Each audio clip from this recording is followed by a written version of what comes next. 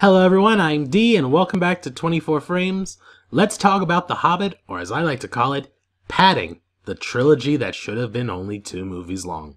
Far over the misty mountains cold.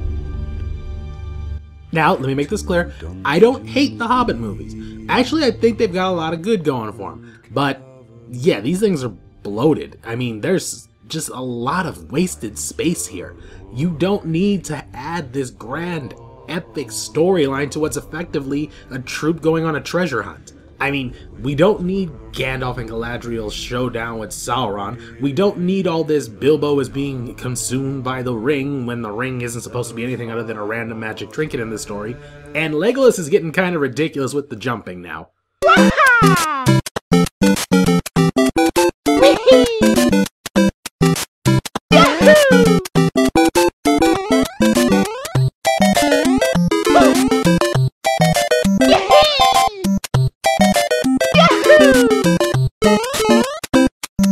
But, that said, The Hobbit does have a lot going for it that I do think is solid. I love that it greater emphasizes Keely and several of the other dwarfs who actually matter now.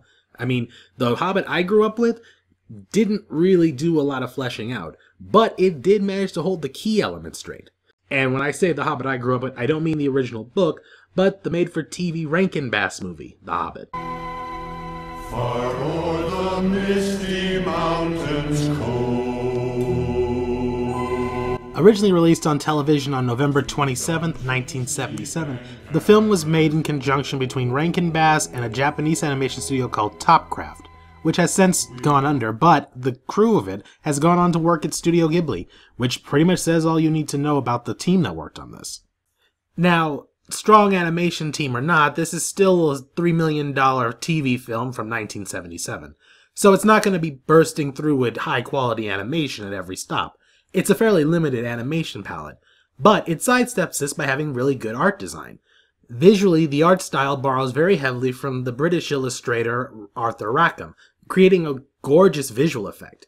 It's less that you're being pulled into a fantasy world, and more like you went into a library and found this ancient tome, and as you start to read it, the pages come to life and start to move as you hear the story. It's a beautiful effect, and it's been used numerous times. It's also a large part of what makes The Last Unicorn and Flight of Dragons so visually appealing.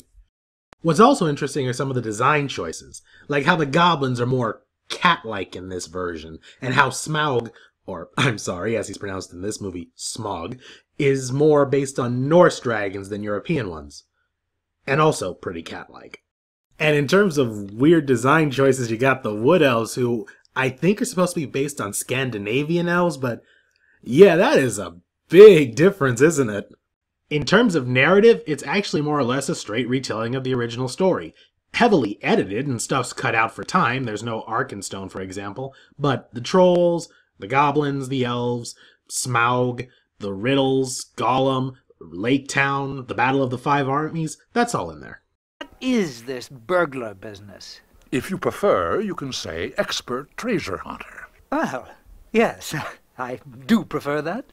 This particular version of Bilbo is still to this day probably one of my favorite characters in any fantasy adventure. Although I will admit that the current films do a better job of portraying Bilbo as someone pulled out of his element and trying his best to survive in this strange and dangerous adventure he's found himself on. The Rankin Bass Bilbo doesn't come off as inexperienced. In fact, he seems fairly calm and even-toned throughout the entire adventure. Mind you, I'm armed with an elvish blade. My good sir, if you don't step the hell off, I shall have no recourse but to cut you. But in the end, Bilbo is still Bilbo. I love any hero who's able to talk their way out of situations rather than fight their way out, and Bilbo has always been a clever hero. It's why he's my favorite. Thorin, on the other hand, is a drastically different character. Whereas in the new Peter Jackson movies, he's portrayed as a stubborn but noble person desperately trying to reclaim his lost culture. In this movie, he's more old, greedy jackass. The fortune is ours, and belongs to dwarves alone. It wouldn't be yours if Smaug still lived. A technicality. However, if there is one interpretation that is drastically different and yet still feels right, it is definitely Gollum's portrayal. My precious. It is my precious. Whereas in the films, Andy Serkis plays him more as this sad, broken creature with split personality. This Gollum, voiced by Brother Theodore, is serial killer. Perhaps you know the way out? Yes, Gollum. But perhaps we sit here and chats with it a bitsy, my precious. Seriously, this is a I'm gonna make a suit out of your skin type of person. I understood why Bilbo couldn't make the killing blow in the films, but no, this thing needs to die. Let us give it a chance, my precious.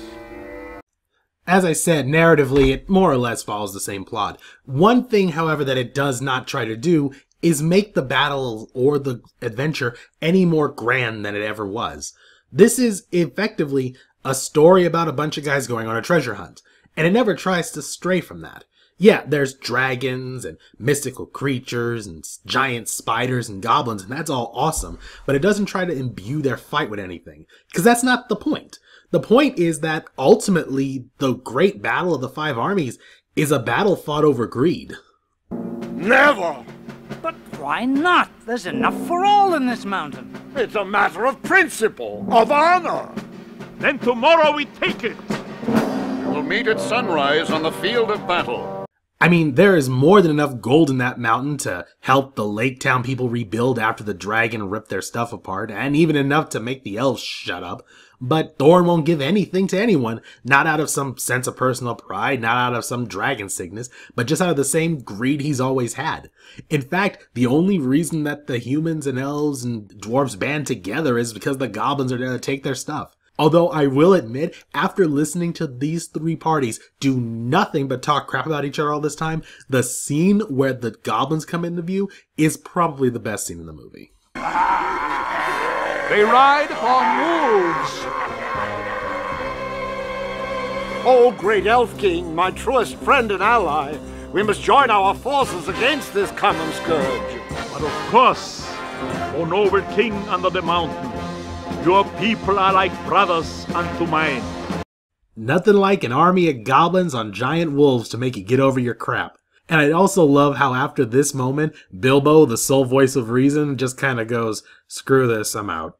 Personally, I'd rather be back in Hobbiton. Screw you guys. I'm going home. Look, I don't want to oversell it. As much as I love this movie, it is by no means a masterpiece. I mean, this is a low-budget, made-for-TV movie from 1977 with a 70-minute runtime and like a $3 million budget. It's limited, it's dated, and it shows. But I do think that its limitations are also part of its charm. Because it has so little to work with, it has to stay very focused on its core. And its core is the story of The Hobbit. So there's no distractions, there's no extraneous scenes. Everything is very tight and focused on what it is. How we get to the dragon, how we get the gold, how characters grow, blah blah blah. And by characters, I mean Bilbo. It's a solid story. And if you go into it just expecting a fun adventure story, that's exactly what you get. It's around and it's not hard to find. If it's not re-released on DVD yet, it will be when they do a re-release of the entire Peter Jackson Hobbit trilogy. It's on digital streaming, it's on YouTube. If you want to see it, it's not hard to track. There are other things that I could talk about in this film. I love how it uses the various songs and weaves them in as both musical numbers and background music. But I also kind of don't want to talk about the music because there's one particular song that gets stuck in your head when you hear it. And if I don't mention it, it won't play. And if it starts playing, it's going to be stuck in my head for like a decade. So I prefer not to. Time you stop thinking and wasting the day. The man who's a dreamer and never takes leave, who thinks of a world that is just make-believe, will never know passion, will never know pain, who sits by the window will one day see rain.